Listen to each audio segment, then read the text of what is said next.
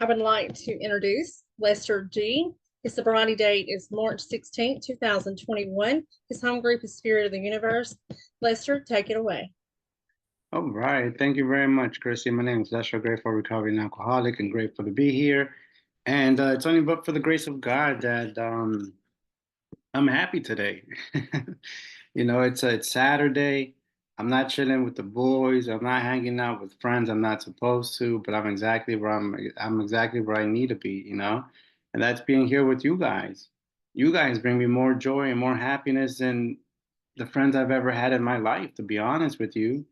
I think about you guys more than anyone else. I think more than my own mom, more than my own daughter sometimes, you know? And I love that because, my mind is not going through moments of, how can I solve my problems? How can I, have a better job? How can I be a better spouse? How can I have a spouse? How can I make my life better?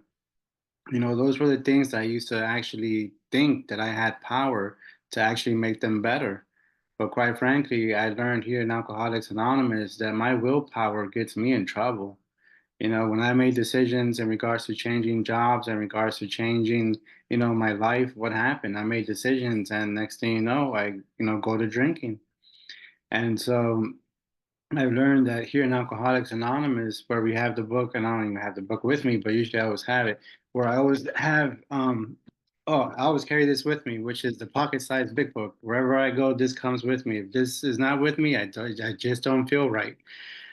Because I've learned that, sometimes when I get nervous around people, I take out the book and I read. Next thing you know, it reminds me that I'm not fearful of people anymore. I don't need alcohol to be around people anymore. Because before alcohol was the number one thing where if I wanted to meet up with anyone, if I want to meet up, with the guys, let me have a drink first before I meet up with them because I was just too scared and my mind would just run and run and try to control situations and I just couldn't find that one spot where I felt comfortable. And so one thing I've learned too here in AA is that I have to ask God that for the blessings that I received today, for them not to spoil me. And I'm shocked that I even have to say that because I'm like I've learned that in my past that when I used to receive good news, I just used to focus on, the great news I received, the wonderful news. Next thing you know, I forget that I'm an alcoholic and hey, let's buy shots for everyone because, I just received good news.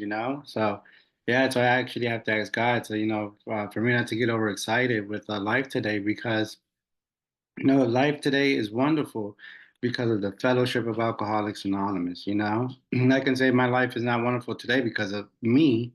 It's because of we. You guys are part of my happiness today. Being able to actually come on here and say, hey, this program does work. And a little bit about my background is, I started drinking young.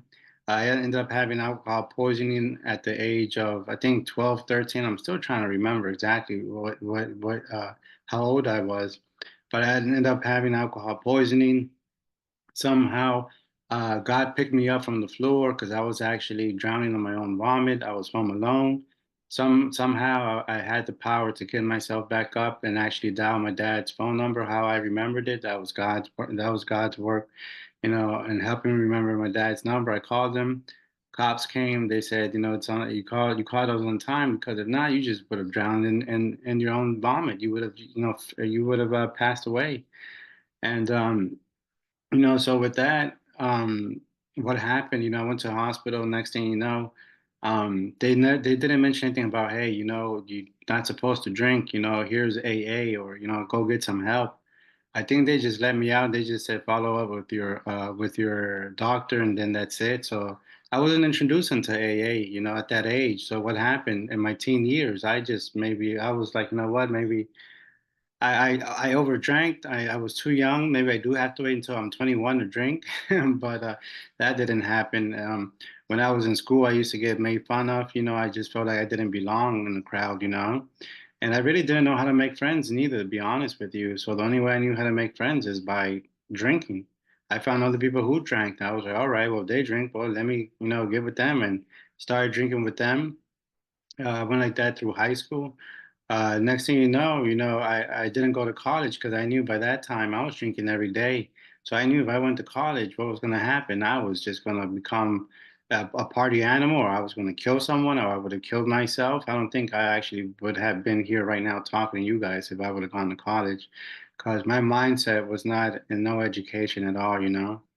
Practically my mindset was in, partying with the world and exploring, this new life that I just discovered with alcohol and with friends and, all these luxury things that I thought it brought me, but it didn't bring me anything, The only thing it brought me was life lessons, life lessons that I get to use today, that I can say, I'm an alcoholic. I can't have one drink, because if I have one drink, I become someone else. I've tried it for the past 18 years, and every time I try to take that drink, I will tell myself I'm not going to drink anymore.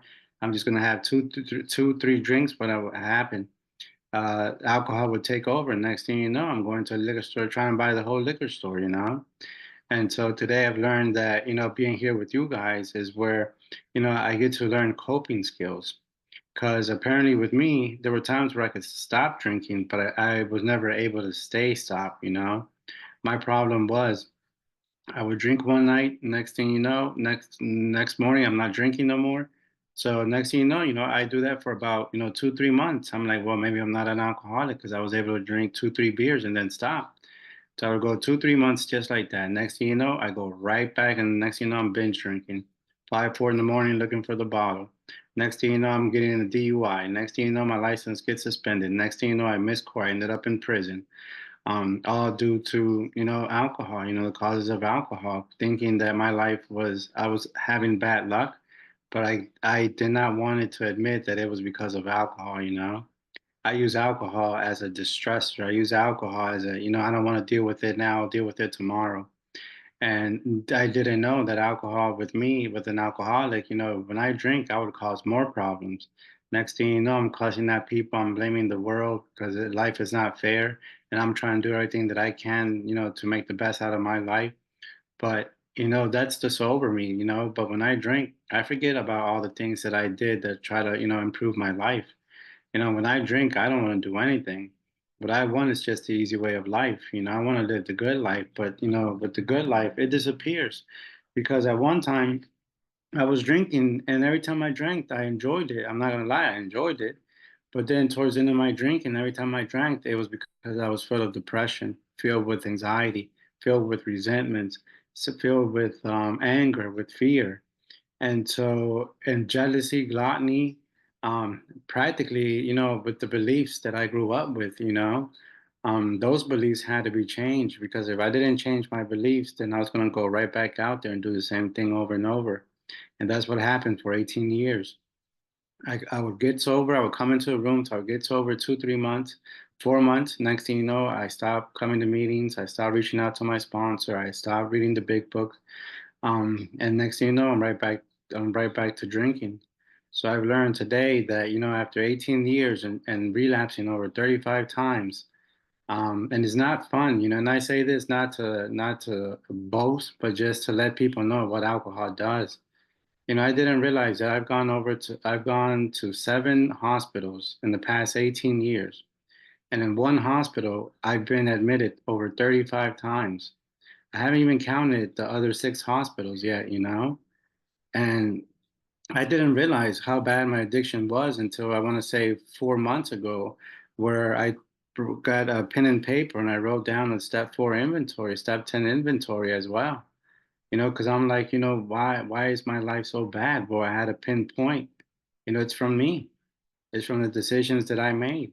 Decisions thinking that I can take one drink, decisions thinking that I can control alcohol, decisions that alcohol was going to help me be successful. And then next thing I knew that alcohol wasn't going to do it. So then I substituted with drugs. And what happened? Drugs did the same thing. Next thing I'm losing my job. I have no job. Next thing you know, I have to feed my addiction. I have to feed the alcoholism within me. And next thing you know, I end up being homeless. I ended up being homeless, and that gave me a life lesson too, from, making great money, having a brand new car of the year. Next thing you know, I'm sleeping in laundry rooms, sleeping in abandoned cars and parking lots underneath a tree. And that was no fun, to be honest with you. I can say that, I'm truly happy that AA has existed longer than I have, because I can say that, Every time we come in and we say, let's pray for the sick and suffering, I can say that those prayers were the ones that saved me from, actually committing suicide, because practically the way that I was drinking, I wanted to die. There was no, I want to, I'm drinking because I love life. I'm drinking because, life is great.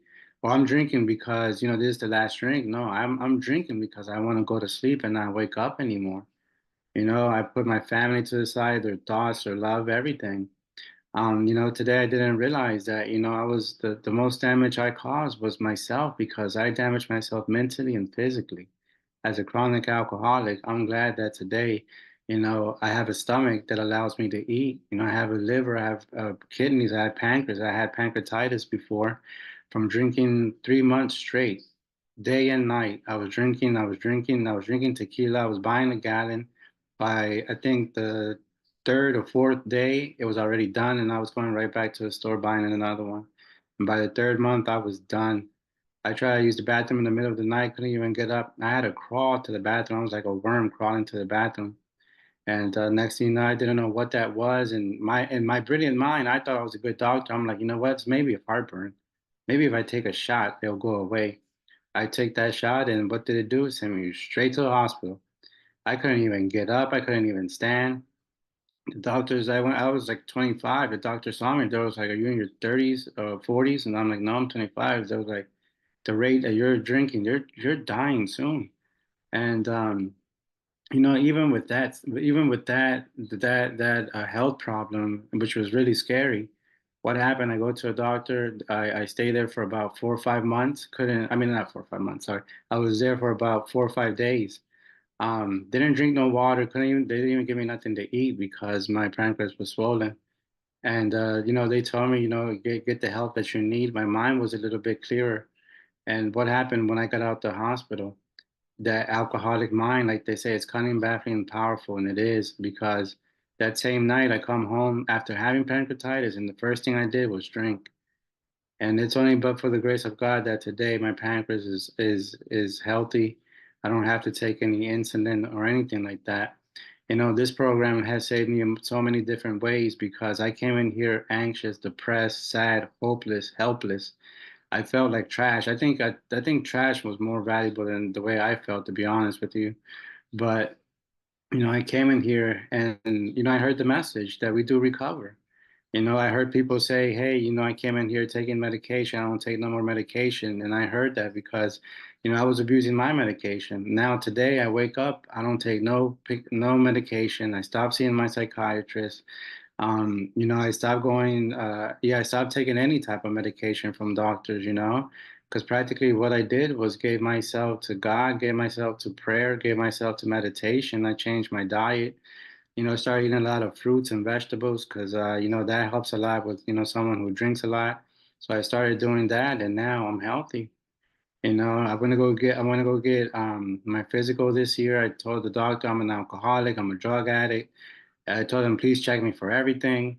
I got checked out for everything, and everything came out clear. I'm good, and it's only but for the grace of God. And really, like someone said, there's really, I mean, you can be the happiest person in this program, but it all depends on the amount of work and effort you put into your own sobriety.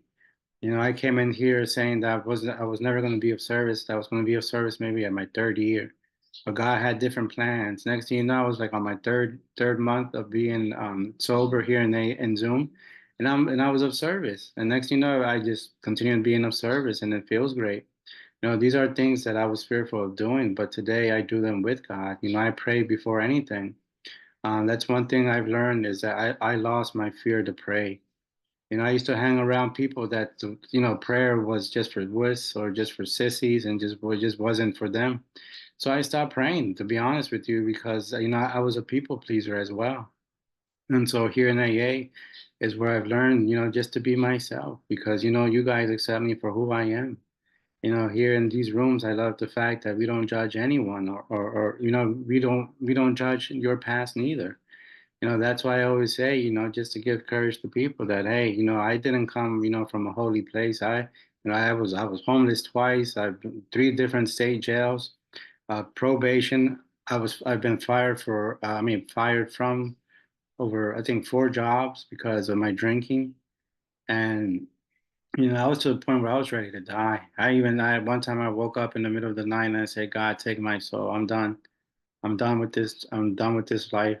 It was a clear decision that I made. And God, took me in and had other plans. I didn't want to wake up that morning, but God woke me up. And because of that, I have a life today that it's a life of sobriety where I try to keep it simple, that, I know for a fact that if I don't put you guys first, then I don't have anything. And I read somewhere in the big book where it says, I put your, no, I put my sobriety first and everything else comes second, first class. I believe it goes like that. And so, today I get to have my family. I have a beautiful daughter who I'm back in her life, who to me, she's the world. Without her, I don't know where I'd be. And I remember these words, and this is the honest truth. My daughter, one time I told my daughter, I'm sorry for everything I've done. And I think this is when I first started coming to AA, and she said, Dad, I have faith in you. And when she said those words, my life changed. I feel as if she just said that like today in the morning. But just hearing those words from my daughter's little mouth, it's the most precious gift that I've been able to actually have. And so that's why I'm eternally grateful for the rooms here because here is where the magic happens. It doesn't matter what you've gone through, it doesn't matter where you are in life, life gets better here. It doesn't get worse. And so that's why I keep coming back. And with that, how long was it? Is it 15 minutes or just whatever time? Up to 45 whenever you get ready to close. All right, cool. So, today I actually, get to be with be in my daughter's life. And, it's the most precious thing that there is. One of the things that I learned too here is that, the first time I became homeless was because my father told me, he knew that I was an alcoholic. My dad had seen me at my worst. And my dad said, "Hey, if you want to stay in this house, we get into an argument." My dad was like, "If you want to stay in the house, just don't drink, and we'll get you the help that you need." And what happened? I said, "I'd rather drink because in my head, I'm going to leave the house. He's my dad. I'll come back later, during the night. He'll open up the door." And what happened? Boom! Didn't open up the door. And that's what my dad did for so many years. He always opened up the door for me. And that's one thing I'm eternally grateful for. And so, with that, I realized that, alcohol is coming back and powerful. It will take you away from your family members. It will take you away from your loved ones because that's what happened to me. It took me away from, being in my dad's house. And next thing you know, I'm going from one friend's house to another friend's house. And am I staying sober? No. Next thing you know, I realized that, I stole money from my dad. Another thing that I'm like, I was never able to forgive myself. Next thing you know, I'm getting into arguments with my mom, my brother. Why? Because I'm under the influence of alcohol and using drugs. Next thing you know, my daughter, I'm missing her school plays. Why? Because I'm too passed out, at home, drunk, passed out, can't even move. All those things I didn't see until I got sober.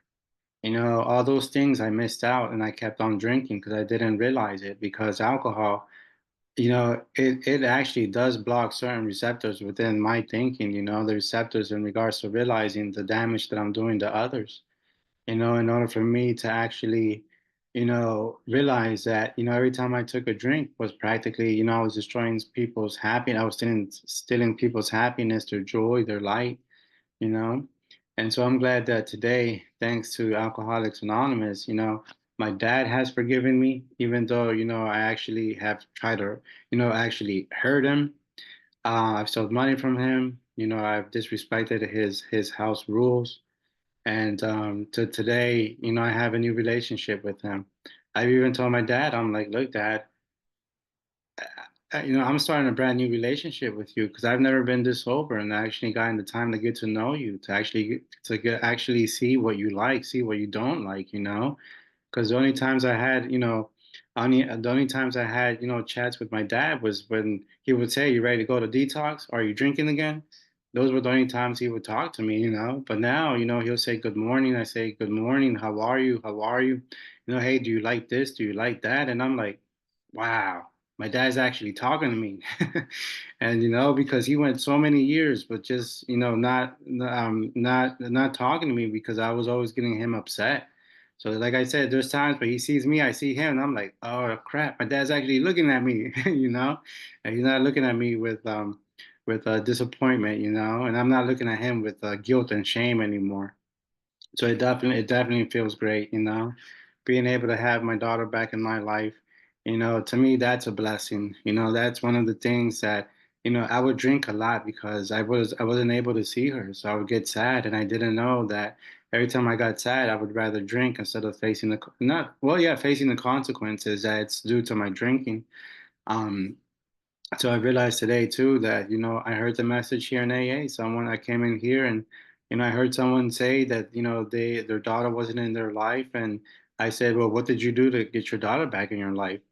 And he said, all I did was just, excuse me, I just came into Alcoholics Anonymous, and I just, came into the rooms every single day. Whatever suggestions were told, I did them.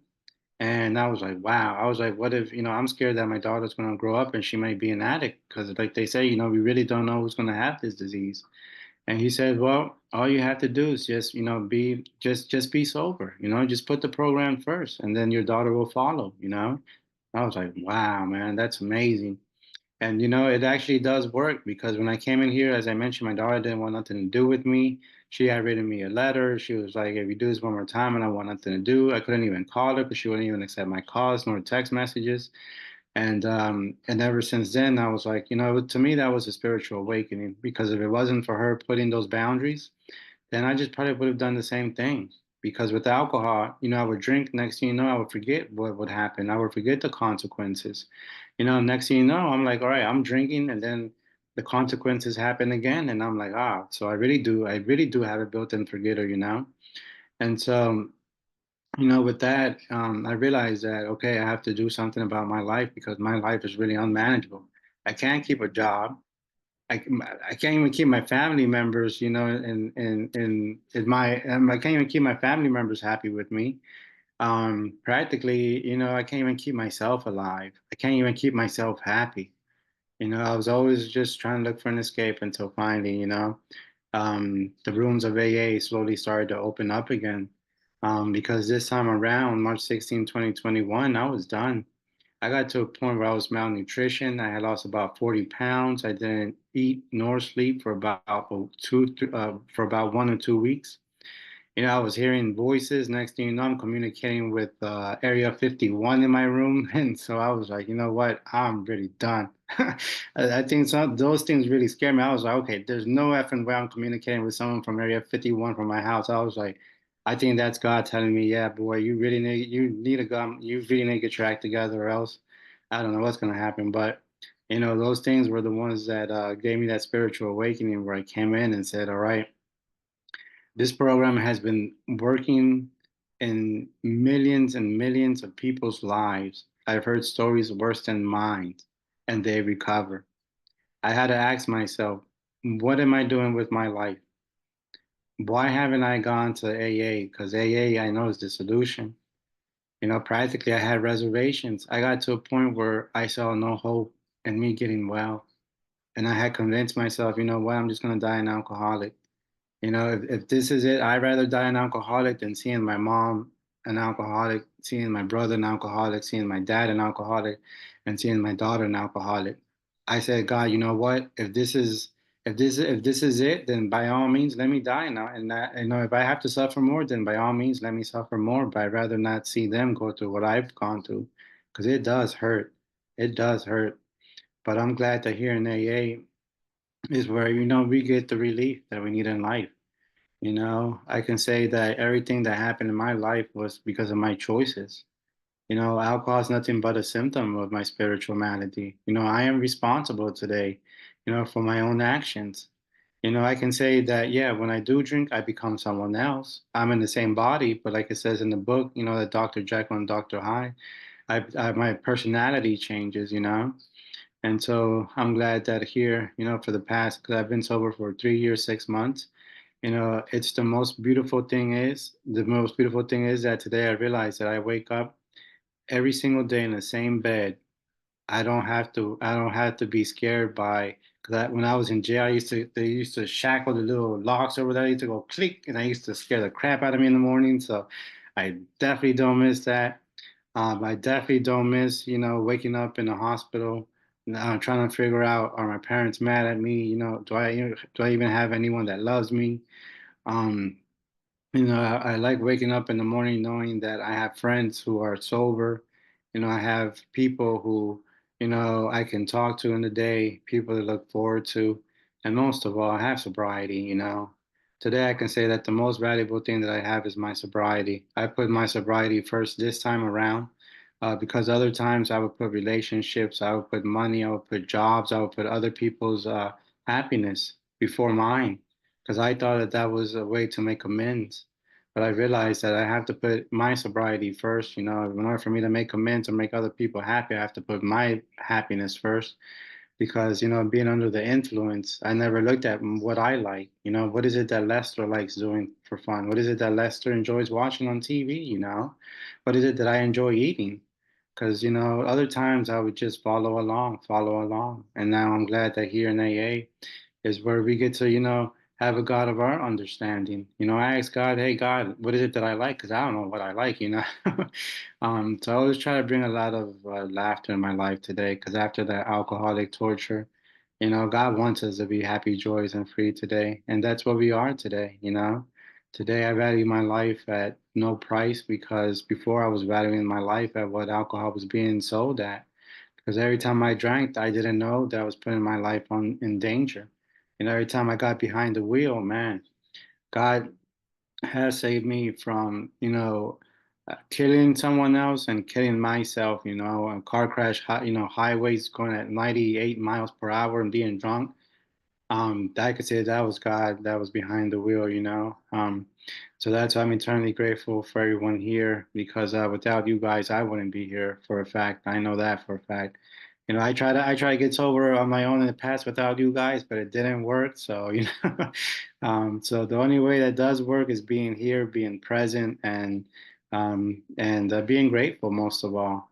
And that's one thing I've learned, that being in gratitude and thankful contemplation is the best thing where I can be in today, because every day I wake up with untreated alcoholism.